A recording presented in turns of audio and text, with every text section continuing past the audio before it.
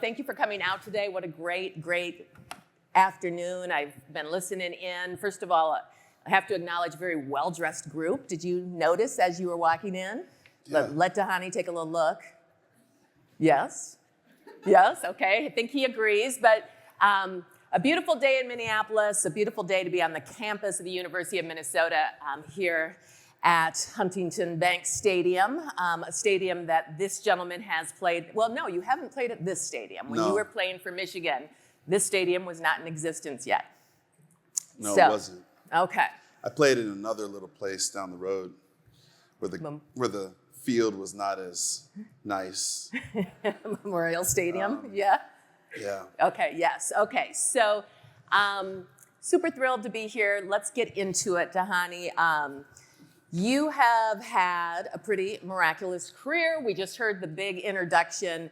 You have done that thing where you have not allowed people to put you into a box or label you. You've been that NFL player, you have the career in the media, and now you're doing angel investing. So super interested to see, kind of take us through that turn into angel investing. Well, number one, thank you for allowing me to be on stage, and hopefully I can give you a couple notes of my pathway in life that will kind of give you some notes as you move forward in yours. But when I think about the world of angel investing, I actually reflect upon myself as a child, right?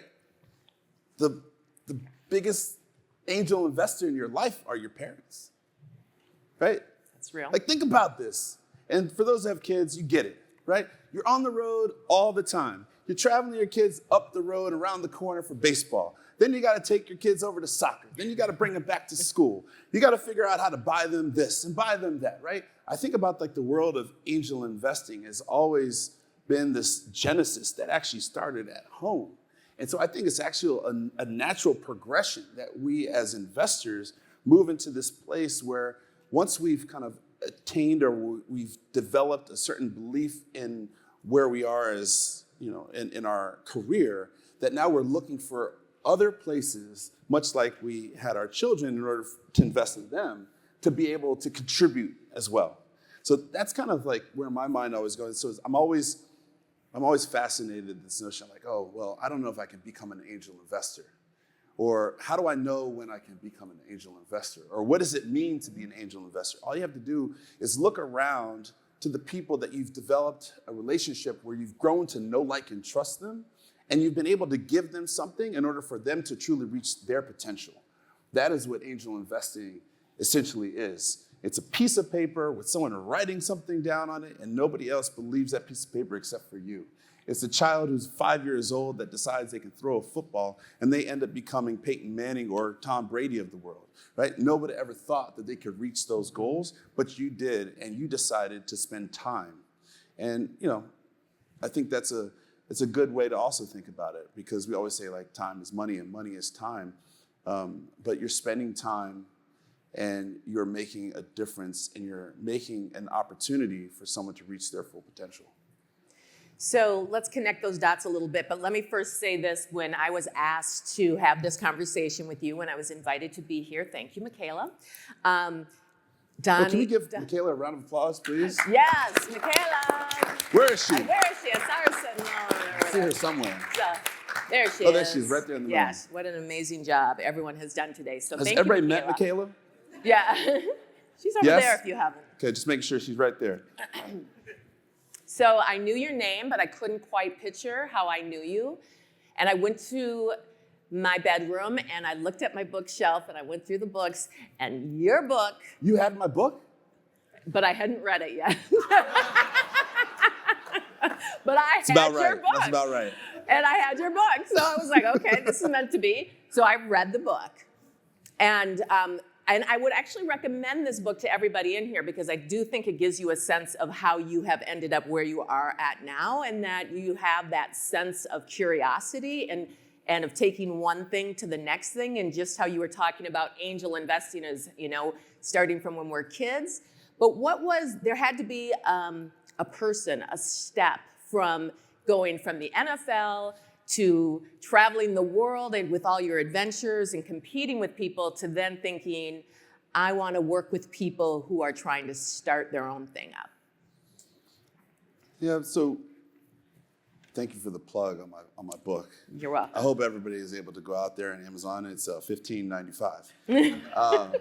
No, Around the World Sports Odyssey. The Sportsman is essentially a book about when I got to travel around the world and meet different people, different continents, different countries, and really kind of identify where we have similarities. If anything, I think it's even that much more important nowadays that we kind of find points of connectivity and realize that our similarities and belief systems, and then we can kind of work through our differences. The connector. Sports is at the core of everything. And that team element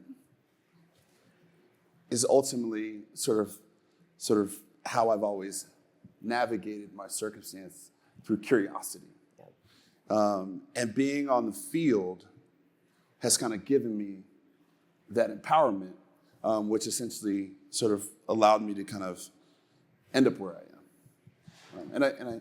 And I think that if you get a chance to read the book, you'll see all that. Yes, you do see that clearly in there. So, well, let's talk a little bit about risk-taking, because you have to have an appetite for risk-taking in really everything that you've done in playing football and moving your career forward in media. When you were traveling the world, you were kind of putting your NFL career at risk a bit. And then as you moved into angel investing, what kind of appetite do you have to have for investing? And obviously you are open to that. Well, I think anytime you're an investor, you know that there's a chance that something's going to do really well, and you also know that there's a chance that something could completely fail. I always say to people in the world of investing and the world of angel investing, regardless of where you kind of end up on the stack, you have to figure out within yourself where your risk appetite actually is. Me, I'm the type of person, I'll put my family on the couch. Right? Now, I've been told I'm not allowed to leverage the house any longer because she no longer wants to sleep on the couch. And we've got a bunch of kids, so they don't want to sleep on the couch either. But I think, my risk appetite is actually quite high. Yes. And each investor has to be able to identify like where you fit on that plane. Some of us are okay with completely losing everything and sleeping on the couch. And other of us really don't want to lose anything at all, but we just want to try new things. And so I think it's important as we think about the investing world, really understanding within yourself where you find risk or how comfortable you are with risk. And I think that we're able to identify that actually, when I think about my son, who's 2 years old. Now this kid will jump off the top of the couch onto his big brother and sister and yell John Cena. He's a big risk taker. Right? Each of us, as we go through our life, we kind of looking at that risk, there's certain things that will kind of take us off that path. But some of us actually become greater risk seekers. Now, once you kind of figure out where that is, then you can kind of identify, okay, if I got $100, I'm willing to give up 90 because I can live off of 10. Mm-hmm. And so as an angel investor, I think it's always important to evaluate on a real scale, numerically, where you really fit. And then you'll be able to identify how you want to go about angel investing. And there's all stages. I think we know in this room there's all different levels and stages of investors, but it can be $500, it can be $5 million, right? So is that something that you talk to people about? Because I think people are under the assumption that it has to be, the $5 million. No, you can angel invest at any amount of money. Remember I said if you've got a kid and you're just buying them some candy so that they perform better at their next flag football game, that's angel investing, right? So you can angel invest $50, you can angel invest $5 million. And the goal is that creates a certain level of return that's commensurate with what you believe can occur. I have just speaking candidly, I have an investment that quite frankly, was only like $2,500. And that investment should 1,000x, right? So when you think about the investment amount of money, you also have to think about like what's the possibility of the return. And so when I look at specific deals, I look at obviously who's the leader of that company, what's the primary business, but really what's the true total addressable market or the TAM, and how much can we actually attract in that. That would therefore allow me to identify like what's the return going to be on that amount of money. Okay. So how did you, let's go to like maybe the first time you invested. How do you make those decisions? And do you have a certain group or a certain type of investor or founder that you want to invest in? I just love people that are focused. I love people that love what they love doing, because I am the most scatterbrained person that you've ever met in your entire life. And you'll read that in the book, right? There's this guy that basically sits at the table and just like goes around and talks to different people, right? That's me, that's in my brain. So I like to find the person that's at the table that's going deep into an opportunity where I can rally behind them, where I can add some advice and counsel as well as capital to see them be successful, right? And then I can continue to learn from that person as well. See, I think about life as like this continuing journey, and the same thing comes at investing. Like, I'm not going to invest in you unless I can learn from you. Why should I invest? Why should I invest if I can't get something out of it too? Sure, I can get a monetary return, but in my world, I want to be able to continue my education, right? I went to Michigan, so you guys can say whatever you want, right? So I went to Michigan, and I was a Montessori kid. Montessori kid converts into curiosity. Michigan converts into curiosity. So I want to invest with someone that's going to continue to take me along my learning journey. That's like first and foremost that I'm looking at a person who I'm going to invest in. And then I'm going to look at someone that's going to be receptive to that advice and counsel. We all have seen so many different entrepreneurs that are so bullish about what they're doing, they don't actually want to take any advice from other people.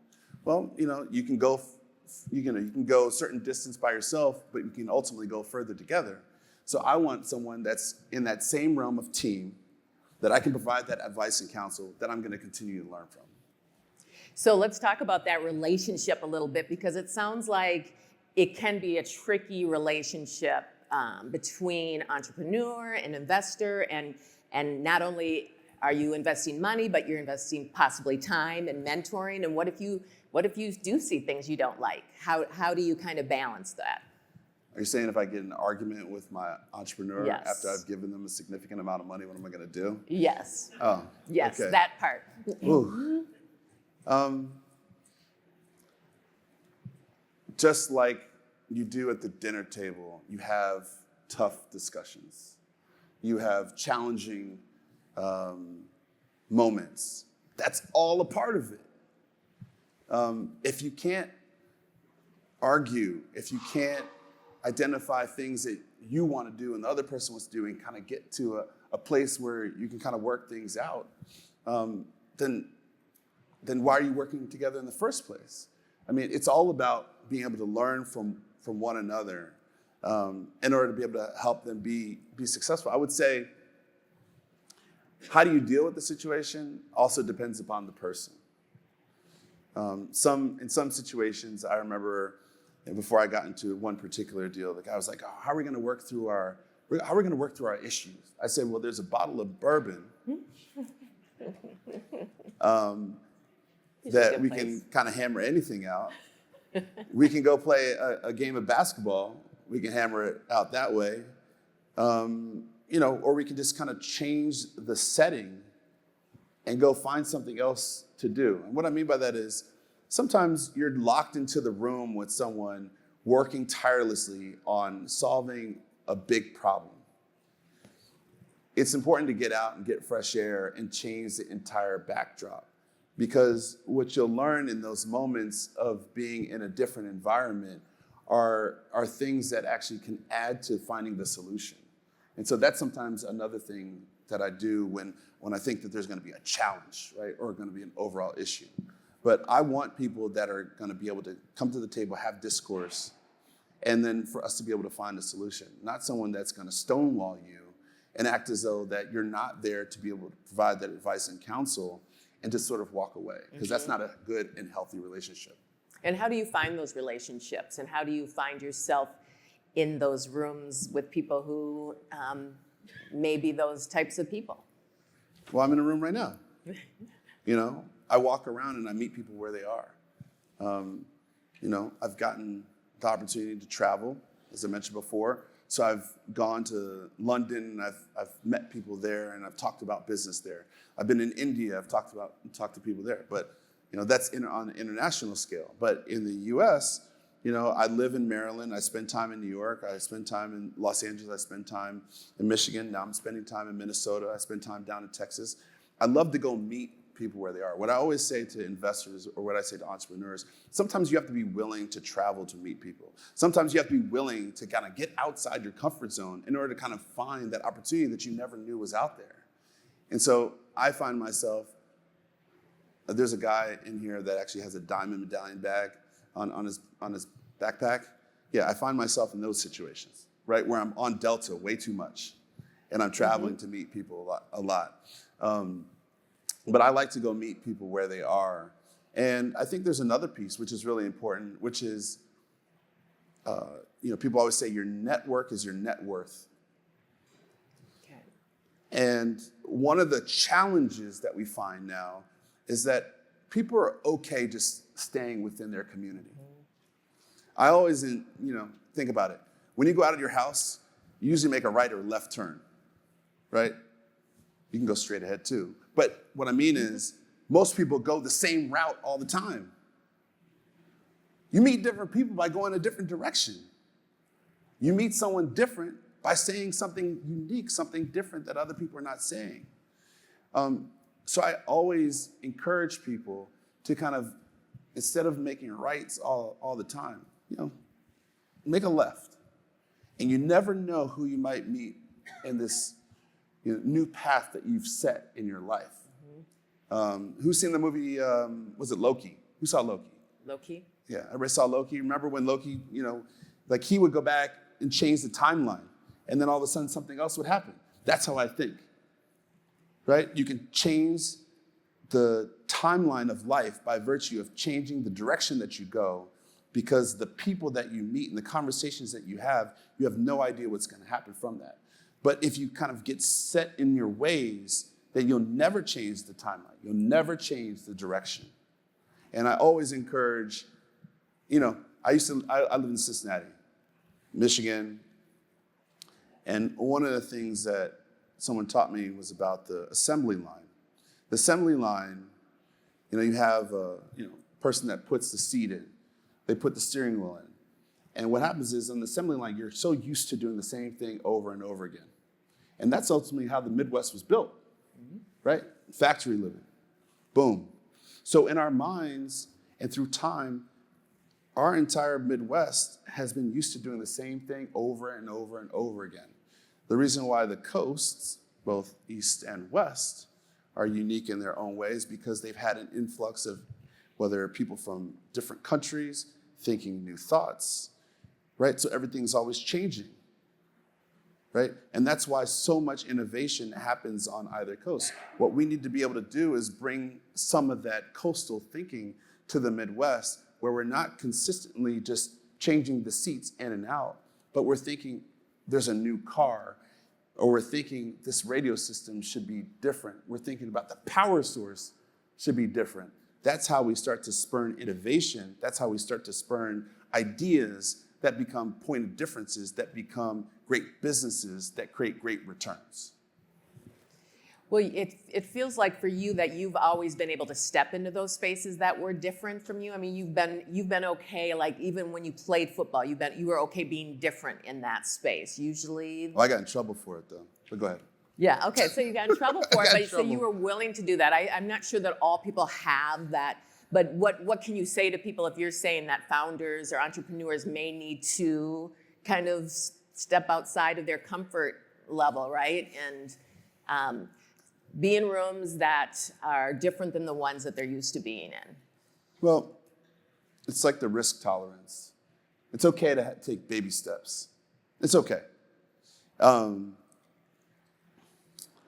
think it's also encouraging to kind of look around your community, your circle of friends. There's always one person in your group that's a little bit more of a risk taker than the rest. Just give them a chance. Just hang out with them for one day and see if you like it. And you may not. And I also think it's okay for some not to have a high level of risk tolerance or step outside their comfort zone. That's okay. Not everybody is going to put themselves out there like that. But I think that it's important to have some level of exposure to differences so you can actually understand what else or what other opportunities look like. So here, I'll say it like this. Who wakes up in the morning and has the same bowl of cereal every day? Same bowl of cereal. Who, This all right. gentleman. You have the same bowl of cereal. Who has the same piece of chicken every day? Same piece of chicken? Come on. You like baked chicken? You like fried chicken? You like, like chicken cordon bleu? You like a lot of different types, right? We like all these different types of things, right? So if there's differences on our plate, and that allows us to understand our palate and our range, then why wouldn't we do that in life too? Right? So step outside your house, go a different direction, identify someone that's unique, that maybe has a little bit more of a risk tolerance, follow them for a little bit. Like nobody was perfect. I'm using a lot of metaphors. No one was perfect at snowboarding the first day. You fell down, right? No child walked the first day. They fell down, right? But they explored, they saw things that were different in life, and they started moving that direction. And then all of a sudden, your parents kind of come along and they try to point you. They say, you know what, you kind of like that, right? So maybe ask yourself, like, why did you lose your curiosity? Why did you lose your desire for something new? And I think that's something that's important that we as people be able to understand for ourselves. What piece do you enjoy the most? Is it the thought of investing in another human being and kind of seeing what, how big their upside is? Or is it the actual mentoring piece where you can connect in? I love all of it. I love getting to know people. I love going into a room and sort of weaving my way through and learning from people. Like, I'm a Montessori kid. Anybody a Montessori kid? Okay. We have a problem, right? Montessori, we have a problem. We want to be into everything, see everything, learn everything, get to know more of things, and be independent, all in the same category, right?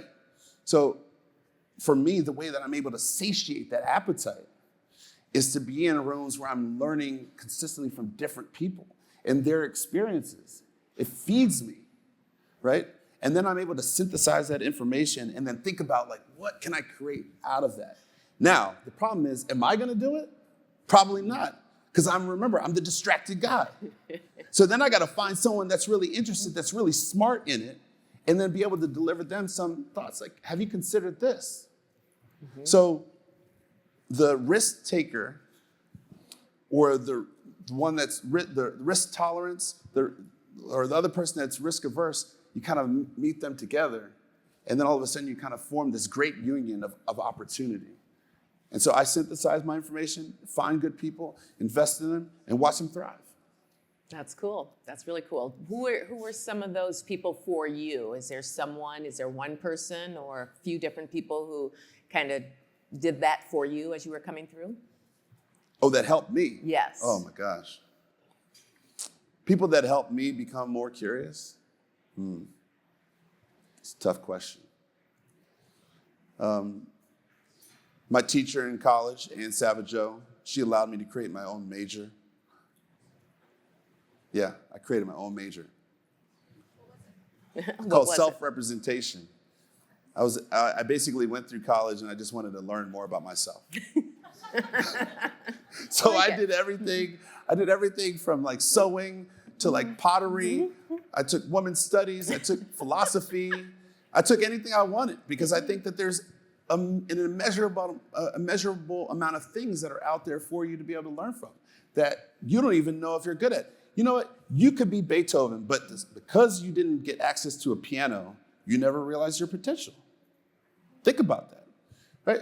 So Ann Savageau was, I haven't even talked about Ann in a long time. So Ann Savageau was good. Okay. My coach, Lloyd Carr at Michigan, he actually allowed me to be who, all right, here, I'll tell you a story. So I went to University of Michigan, and before I got there, obviously you kind of go through this whole recruiting process. And they didn't actually want me to go to school there. They didn't want me to go to school. You know how I knew that? Because I was a linebacker, and they sent the special teams coach to recruit me. Yeah, they didn't. Right? And then I got onto campus, and then I think I got taken around by like the wide receiver coach. Like they didn't really care about me coming to school. And so at the very end of the visit, my mom is a very unique individual. Very smart. She's really savvy. Okay. She graduated high school at 16. She graduated college like 20. She got 1,600 on her SATs. She kind of lived a different life, right? Okay. She's like one of the first African-American anesthesiologists in the country, the whole who's who thing. So she's got a way with words, right? You don't kind of get to that level or do certain things without having a way to kind of like bend time for your own advantage. So we were sitting there in the room with Lloyd Carr and Lloyd, and we were all sitting there, and they didn't want to give me a scholarship. And my mom told me to wait outside, and I was like, okay, fine. I was like, in my mind, I'm like, oh, okay. This is either going to go really, really well, or this is going to be terrible. And so she comes back out after having a conversation with Lloyd Carr, and she's like, you have a scholarship. I'm like, what? Like, what did you do? She said, well, I just kind of told, this is how my mom talks. She said, well, what I did was I told him if he didn't give you a scholarship to the University of Michigan, then, you probably keep a chip on your shoulder for a long period of time. You're going to go to Washington, and then you're going to come back and beat them in the Rose Bowl. Okay. So Okay. if you're laughing at that, it's funny because I ended up going to Michigan, and we ended up beating Washington in the Rose Bowl. Think about that. Wow. Right? So Lloyd became really a good friend of mine, and on Michigan's campus, there's a bunch of these different dorms, and I ended up living in East Quad, which was like the land of like unique individuals. Okay. And so when I think about Lloyd, and I think about him believing in me, it was about not only trusting my mom that I was going to have that chip on my shoulder, but also allowing me to sort of express who I was, because then he knew that I was going to be the best player I could be on the field. So Ann Savageau, Lloyd Carr, and I'd say like a whole host of other people. I've been very, very fortunate to meet people in New York where I played, Philadelphia where I played, Cincinnati where I played, who have all sort of gotten to know me for different reasons, and really kind of allow me to kind of feed my level of curiosity. I'd say another person, Kunta Littlejohn, for those that don't know, I started an organization called Bowtie Cause, and we work with a lot of different companies, corporations, and help them really tell their story, and really kind of focus on cause. And one of the things that Kunta told me was, if you want to be somebody, you got to rock a bow tie. Now, I thought he was crazy, like most people thought. Now, this is when people were wearing more neckties and stuff like that. And I found out that, I was like, I'm not going to wear any bow tie. And then I found out that he had cancer. And so I started wearing a bow tie to support him. And it's interesting that throughout my career, I became known more for wearing the bow tie than anything else. And it actually allowed me to attract more people so that I can actually learn from them. So Ann in college, Lloyd in football, Kunta throughout my life, but there's been a lot of different people that have really said, you know what, Dhani, we're going to give you some flexibility. We know you're Montessori, so you need a little bit more space. Special, yeah. And we're all good with that. So your love of learning and your curiosity has kind of moved you through all these different spaces. We are now seeing more athletes doing what you're doing, which I think, back in the day was something that you weren't seeing at all. It's like the next phase that we've seen with professional athletes, men and women, is that they're becoming angel investors. They're creating their own media companies. They're taking that step to the next level. Can you talk about what you're seeing in that and where you think that may lead to? Well, sky's the limit. I mean, you look at LeBron, you look at Kyrie Irving, you look at Serena Williams. I mean, Katie just got a lifetime contract with Nike. Steph Curry has basically a lifetime contract with Under Armour. But you have to realize, angel investing fueled entrepreneurship that begat technology that allowed athletes to realize their full potential, and those that were in the ownership circle to realize that if they gave them that flexibility, that they would be allowed to increase the visibility, therefore increase the revenue of the leagues. Think about that. All right. Yeah, now I'm going to go back to my time. Dhani, we want you to focus on football. That's what every coach told me. Matter of fact, I didn't get a big contract in Philadelphia because they didn't know if I was going to focus on the game. Now, I can fast forward to my time in Cincinnati, where I actually did my Travel Channel show in between seasons. Okay, just give you an example. I got back from New Zealand the night before. I had to be at practice on a Saturday morning, and I had been gone for basically 4 weeks, traveling, hanging out, playing different sports. And guess what? I never missed a game. I maybe took a couple practices off. Just practice. But I was the leading tackler on the team, right? So just think about that. I got in trouble for not focusing on the game, and now it's encouraged, right? So where are things going? It's going to continue to thrive. And it's going to continue to thrive because there's a level of mutual benefit that is created by the player allowing the platform to carry them further and allowing the team actually to be recognized and reap the rewards as a result of it. Okay, why are the Lakers so visible? Great, they have legacy, Magic Johnson, et cetera, et cetera. LeBron is elevating that by virtue of all the things he's doing through his endeavors of angel investing, which now have become a little bit more formalized. But he basically said, well, I'm going to invest in myself and get a couple other people to invest alongside with me. I'm going to go build $1 billion enterprise. You don't think the Lakers are capitalizing on that? Every single player that has 500,000 to 1 million, 2 million followers are all benefiting the teams. They're benefiting the teams because all of a sudden now there's more eyes and ears watching the game. How much was the deal with Amazon and the NFL? A lot. How much was the deal with YouTube, Google, and the NFL? More. That all happened because someone in this room decided to say, you know what? This guy over here, this girl over here has a cool platform. Maybe I should give them a couple bucks. And then all of a sudden that company becomes, I don't know, Facebook, becomes Instagram. When did we get the iPhone? When did it come out? 2007.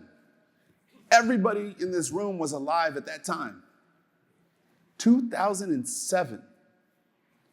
All of the ways that players have been able to benefit, not only themselves in the game, has only been around for the last 15 years. Think about that. Crazy, right? You could have been the person that put $2,000 in Uber, and how much money do you think that's worth right now? A lot? Somebody do that math. $2,000 at a $10 million valuation, and all of a sudden it's, what's this, I don't know, $150 billion market cap? I don't know what it is. You did the math. You figure it out. He's like, I'm out. Turn your iPhone sideways so you can get all the zeros. All right, you figure it out, okay? Take a $150 billion market cap. Say you put $2,000 in at a $10 million valuation, right? And how much would that be worth? You figure it out. Confer amongst your friends. But that's a really, really important point, right? Because all of these things and all the different ways we can invest essentially started not too long ago. They started when some of us might have had teenagers and when some of us might have been teenagers. But it's still continuing on now. And it's also brought new people into the game, right? And so when we're talking about athletes, we're thinking about different people now being impacted by investing, and that means different communities, underrepresented communities oftentimes. Kind of talk about the power and the importance of like the founder and the entrepreneur in those communities when they invest in them. There's a lot of people in this world and they don't look all the same. And it's just unfortunate that, communities have been essentially isolated for so long. And in the same way that I talked about that, the dish, right? There's a lot of people that have varying appetites for different things. And you want to be able to create the best dish possible in order to reach the most amount of people. So why wouldn't you talk to everybody? Why wouldn't you reach out and have a conversation in order to kind of get another person's understanding or appetite, so to speak, right? You need that. And that's what diversity essentially allows you to do. What was it, 10 years ago? Everybody knows in 2040, the minority is going to become the majority. Do you want your business to last or not? Do you want your company to win or lose? Right? I like to win. So I'm going to talk to everybody to figure out what you like, and what you like, so that whatever I'm selling, everybody's buying. Because as soon as one person's not buying, that's one person I'm not making revenue. Did you figure out the number yet? 30 million. $2,000. 30 million. Are you crazy? $2,000. 30 million. And oh, by the way, I was in that room and could have invested in Uber. But am I upset? Just a little bit. I am. But I was in that room because I was actually,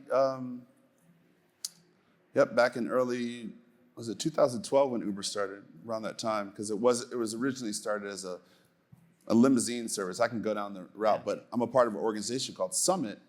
And Summit really started to bring a lot of these entrepreneurs together where they could actually angel invest in some of these deals. And so, just like you have an opportunity today to meet unique people that you've never met before, have crazy ideas, if you have that risk appetite or not, but can spare a couple bucks, then you might want to take it or give it a chance. Go ahead. Yeah, 30 million, okay. 30 million. But that's not my only deal that I had. Right. I've had three deals like that. Okay. 3. So we're going to open it up. Are you okay by taking answers or Of course. taking questions from this crowd? Okay, so we're gonna start over here, but we're gonna wait till a microphone comes over to this You can just yell. gentleman You can over yell here. and I can repeat No, it. they like it on a microphone so you okay. can hear it on the broadcast. Well, So you tell me where you want to start, here or over there? let's start with this gentleman, Sure. and We'll then be we'll right come back. back to the youngins. Yep. Oh, right All there. Hey, how's it going? I'm Dan. Thanks for speaking first off. Question for you. Could you talk a little bit about, being a young 20-year-old, getting a paycheck which is widely known to a lot of people, right? That's public. Navigating the waters of a lot of people coming up to you saying, hey, invest in this, invest in that. Because maybe when you're 24, very different than when you're 34, right? So maybe talk about some of those challenges and how you navigated those waters. So I remember when I think USA Today printed all the salaries of all the players. I think about it like a responsibility.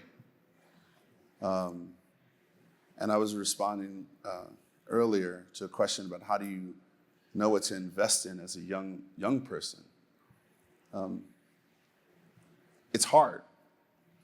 And there are countless amounts of people around you that would like you to contribute, but in order to know what you want to invest in, you have to know yourself. And so I've always spent a lot of time, as you know, college, trying to figure out how to know who I am so I know what I want to invest in. Now, when you say invest, your automatic thought is like capital, but it's really about time, right? Where do you want to really spend it, and who do you want to really spend it with? And so my advice, or the way that I think about it, is we're always evolving in that journey.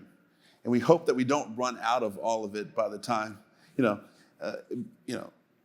at any point along the way. But the fact is, some of us will.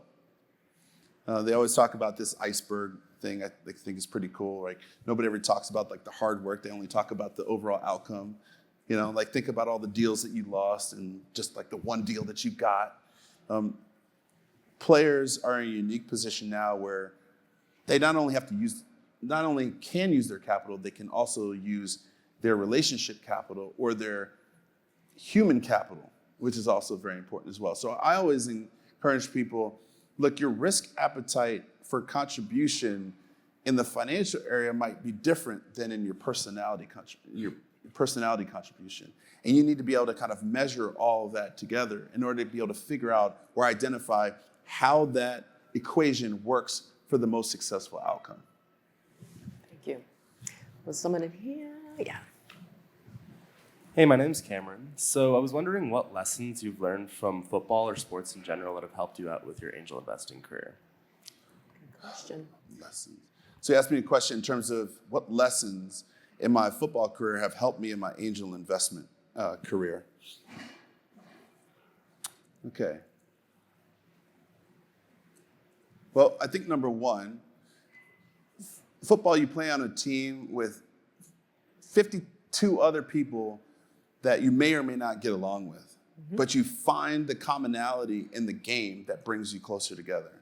In angel investing, you may not necessarily, to your point about challenges, you may not get along at one point, but you kind of find that commonality, and then you kind of navigate your way through as a team, as it mentions in the book. Boom. That's one thing. The game is hard. Football is hard. Now, everybody's like, oh, no, it's not. It's a ball. You're on a field. All you got to do is, run and tackle. No, the game is hard. And it takes time. And there's strategy. And it's challenging on multiple levels. So I would say that's how you got to think about angel investing. It's challenging. And there's a lot of time and energy that's put into the entrepreneur. And guess what? You may get to the Super Bowl and you still might lose. So I think that's really important. I think the other part is, in football, I was, granted an opportunity to play for 3 different teams. So I played on the Eagles, played on the Giants, I played on the Bengals. And so it gave me unique perspectives. And so I think about the world of angel investing. You can work with and join different teams. And the one thing that people always ask me is, like, what's your favorite team? Well, to your point, like, in terms of different times in your career, I was at a different place at different teams that I was on. So I think it's also important, as you move through your life, we'll just take it in easy chunks. 20 to 30, you might be doing something different than when you're 30 to 40, when you're 40 to 50, 50 to 60, 60 to 70, because there's different circumstances. So you might actually start liking or doing different things. And so it's okay, much like in football, to change teams, realign, and kind of create a new perspective that provides different opportunities. All right. We have another question right here in front. Lauren? Hey, How do you think NIL is gonna Ooh. impact young people's investments? Oh, NIL is hard. Well, there's some cool things we're seeing with NIL. No, I'm there's just gonna there's a lot of cool things that are NIL with NIL. I think so.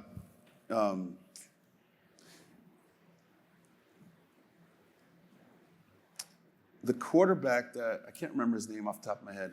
He went to Ohio. So hard to say that word. Oh, yeah. Let's just say there's a player that essentially went to a team. That was really hard. That was I actually hard had for like you, a physical wasn't it? reaction to that word. Yeah. You act like you're swearing, Dhani. So he went to the team and he had a big NIL deal, right? He had a couple $1 million. Let's just say that there was a little bit of a fight, physical altercation. He's no longer with that team any longer. So NIL has some great opportunities for people to make a lot of money. But let's not forget that this is still at an amateur level, and there's real competition in the room. I love NIL, and I want people to get paid, but I also want people to have the responsibility with the capital that they have. I will say this, with NIL, it's ever changing. Yes. And they kind of came out with it and it was like, NCAA is like, oh, NIL, boom, you can get paid. Nobody's really figured it out. So it's a really, Wild, Wild West. it's right? really wild, wild west. It's really green space opportunity for a lot of people to kind of get in there and do some things. But there's gonna be some personality struggles like someone had at that school. And the thing that I'm waiting for, and this is really what I struggle with, is how are the coaches gonna now deal with the kids that some are making more money than they are? Because that's a reality of it all. And so you have a unique intersection of as a kid now forced to be an adult with responsibility to be able to interact with others that are now in a different place in their life, right? So, I think about the teams I was on, and I remember when I was in, let's just take Philadelphia. Now, Terrell Owens was on my team. Donovan McNabb was on my team. Freddie Mitchell, I got to think my hands, was on my team. Hugh Douglas was on my team. And Terrell Owens and some other players sometimes had problems with coaches. Mm-hmm. And so there's already healthy tension when you get to be older. Think about the tension when you're a young, seemingly immature child. And so I worry about that, but I also think that there's a great space for someone to come in and really kind of help monitor and work with and move through in order to make it better for young people. And Lee and Dhani, we're going to move to the center of the room right here. Hello. I really enjoyed hearing about your mother, and so the short question is I wanted to hear more. But the framework is, I assume she was your first investor. How has she, because she's the one probably who helped make the decision to send you to Montessori. She's encouraged you probably to ask questions, be curious. But how has she inspired you to be an investor? But a follow-on question to that is, what lessons are you then taking? How is that helping you inspire other investors? How are you growing your investments? So how is she investing? Say that one more time, the last part. How did she inspire your investing? And how are you taking those lessons and inspiring others to do more investing? Yeah, my mom,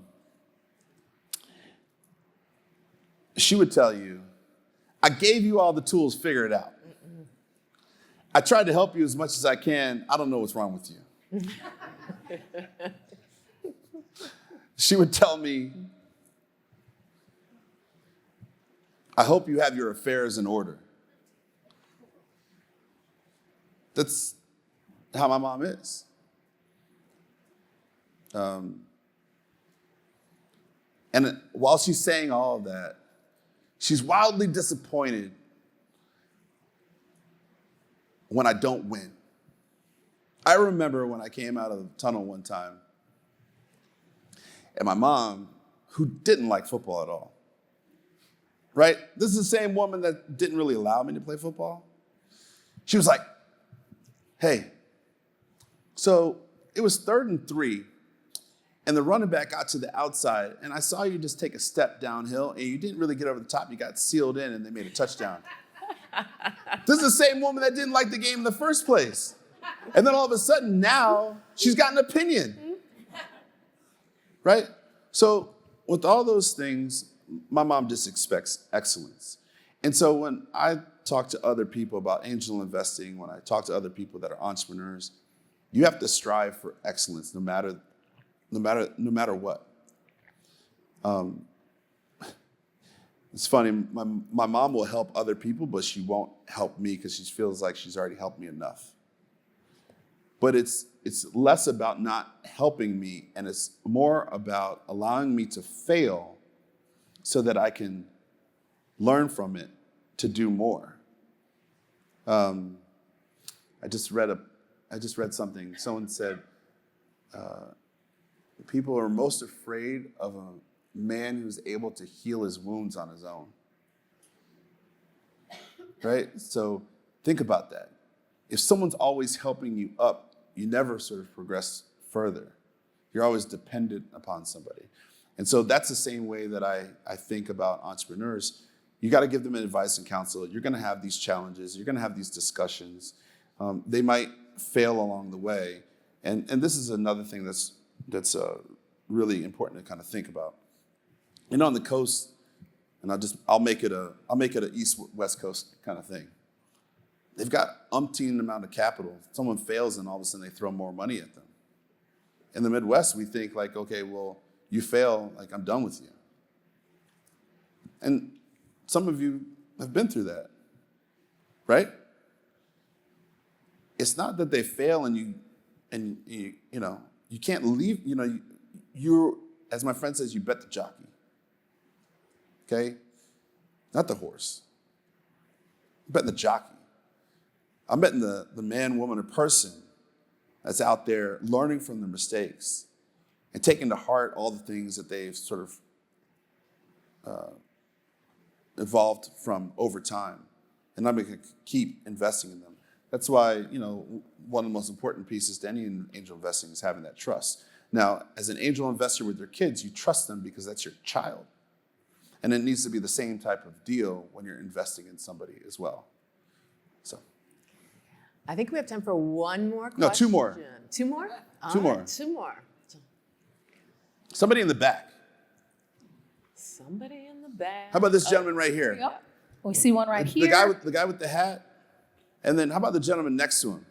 I like that you're I've doing. been You watching have He's actually him. picking out the so, people. sir. He gave you plenty of notice. Yeah. He's got to ask a question. Who else did I see? Okay, All right, go let's ahead. let him go. Tyree Burks, really appreciate the time. My question is, I think, as a lot of athletes that are transitioning from kind of being an athlete to being in business and investing, how was that transition? Was there an identity crisis? There's a bunch of athletes that struggle with that. How have you been able to navigate that over the years? So my career was interesting because I was able to kind of go from the football world to the television world to the entrepreneurial world. But I got into the game of football knowing that it wasn't going to be for long. Now, some people get into the game and they want to get out, so they're already preparing for their exit strategy. And some people get into the game and that's all that they know, and it's a harder transition. So we have to be mindful of the different personas and the style of person that's coming into the game and where they are in the transition process. What you might be alluding to is a person where this was all that they knew, right? And so it's harder. But it's the same thing for that person that worked on the assembly line when all of a sudden the plant shuts down and they don't know what else to do, right? Or for someone that was always the consummate pianist. Who was that, Dr. Strange? Was that Dr. Strange? He was a pianist? He was a surgeon. And then he lost his hands were messed up, right? Right? And then all of a sudden, he had to kind of find his new self, right? So it's really hard. the way that one does it the best, you guys are like, why is he talking about Loki? Why is he talking about Doctor Strange? I told you, I'm all over the place. I'm here for it, though. I'm good. But the way that you do it is by noticing and building relationships with people that care about you. And that's what I always try to impress upon players, is that there's a really distinct group of people that are around you, that care about you, that want the best for you. And they're like, oh, well, you know, they might try to take advantage of me. Well, if they say yes to everything that you're doing, that's probably the person that you don't want to work with. You want to identify those that, you know, sure, you have your family that's close, but you want people that are being critical of the things that you're doing and how you're doing them, so that they can actually give you integral feedback for your transition. So for me, I had a great community of people that allowed me to be where I am today. I talked about it earlier in terms of Summit community. Matter of fact, you know, the Summit community is, you know, sort of where I learned how to become a better entrepreneur and become a better investor. So it's about the community of people around you. All right. Gentleman next to him. The last question in. Called him out. Why don't you like Ohio State? No, I'm just kidding. Well, you talked about it a little bit, but you know what's the most important thing you're looking for when you're investing in a company, and then are there points where you say, I'm done, I'm going to move on from that company? It seems like you don't ever get to that point. Good question. Have you ever walked away? So I said I could have walked away? Have you ever walked away? Oh, yeah. That's hard. I walked away, and that company is worth $3 billion now. And I could have had 20% of it. Sometimes it just doesn't work out. And, you know, if we add up all of the variables that create this equation of angel investing, the one variable that I lean on the most is trust. And although you might fight feverishly to maintain that, sometimes at a point you lose that. Now, your risk factor figures into that, and that needs to be a part of how you consider investing in people. And what I mean by that is, you know, you take $100, you know, if your risk profile is pretty high, then you're going to, you know, commit $90 of that.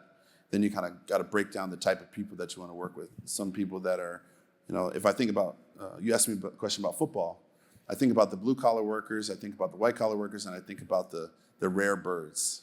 If you have a high profile of risk appetite, then you're going to only invest with all these different rare birds, right? There's always one or two players on a team that nobody knows exactly what they're going to do, but they're always going to end up with a pick or do something amazing, right? So you want to be able to identify within your risk profile the amount that you want to contribute, and then also kind of keep in mind how much you're willing to lose. That's another function of that variable. But walking away is tough. But it's better to walk away than to linger around the hoop sometimes and continue to put, you know, capital into a deal. Now, at the end, you know, you might keep throwing, you know, what they say, don't throw more money at bad money. But some people claw their way out and they're successful, and other people just lose everything. And it really comes down to your belief and trust in that person that's running that business. Wonderful. The clock says 0000. Oh, man. That's good. Yeah, that was a good conversation. Yeah, any last words you would like to say to everyone? Yeah. Investing is hard. And it's a journey, not only of a relationship with who the entrepreneur is, but it's also a journey within yourself. And I think that that's always important to kind of take into consideration. And by the way, you don't have to do it by yourself. one of the things I always encourage people to do when they're angel investing is team up with other people so you can learn from them as well. And make the group of people as polarized as possible, because perspective is key. You're working towards building a company that can scale. The only way you get to scale is by not just serving those that you imagine would like it because you like it. You want to be able to serve everybody. That's why everybody does Google search. Right? That's why everybody buys all their things on Amazon. Just look at the businesses in terms of how they scale. They don't care what you look like. They care that everybody wants it. So you can attain that by building communities of differences of thought. And I think that just in general in life, that's also critical, because we are all not the same and we're all ever changing. So why not be prepared for the differences? I love it. Everyone, Dhani Jones. Thank you so much.